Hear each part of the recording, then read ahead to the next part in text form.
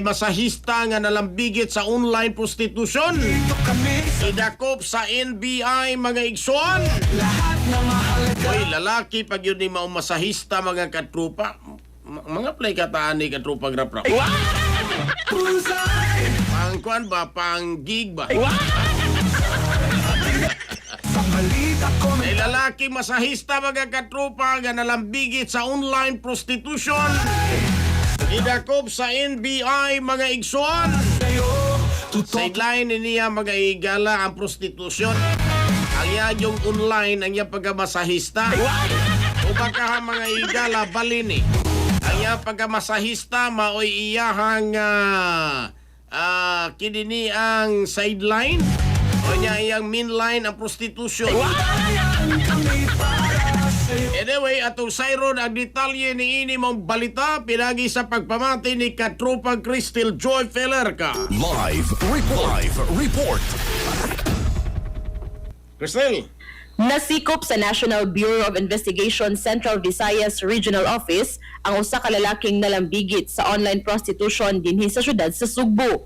Ang dinakpan giila nga si Edgar Bakilid, 36 anyos, taga Cagayan de Oro City. Subay sa gihimong investigasyon sa NBI Sevro, giingong nagpakaaron ingnon nga nag-operate og usa ka massage service si Edgar diha sa social media nga adunay Facebook page nga Habal-Habal Cebu Riders, mamayutay sa Cebu ug LGBTQ Cebu. Matod ni Agent Maria Contessa Lastimoso sa NBI 7 nga moabot sa upat ka mga reklamo ang ilang nadawat, hinungdan nga mihimo na sila og duha ka adlaw nga surveillance o pagsusi labot niini. Gisugdan ang investigasyon niadtong Hulyo 13 human makadawat og report gikan sa usa ka sibilyan mahitungod sa mga post nga malaway nga makita sa usa ka Facebook community page.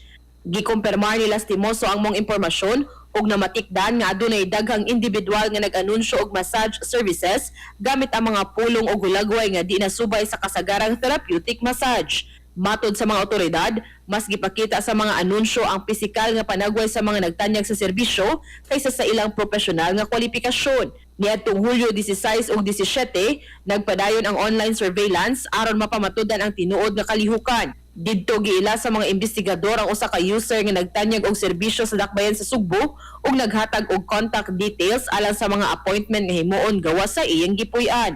Ato sa ilang panag-istoryahanay, giingong mitanyag ang suspect og nagkalain-laing serbisyo nga di nasakop sa ordinaryong massage ug adunay nagkalaing-laing presyo.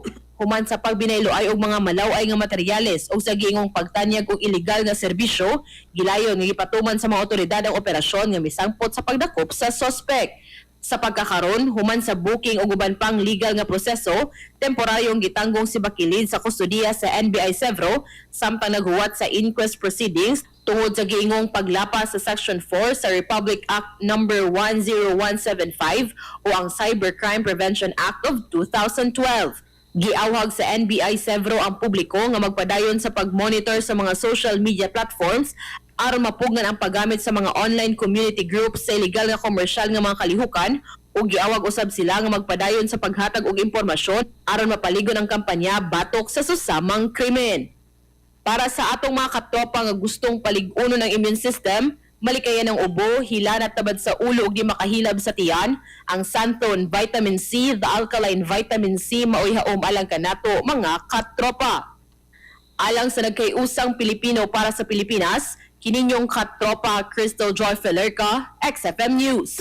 XFM report. Santon Plus Gold, mapalit sa mga butika sa inyong lugar.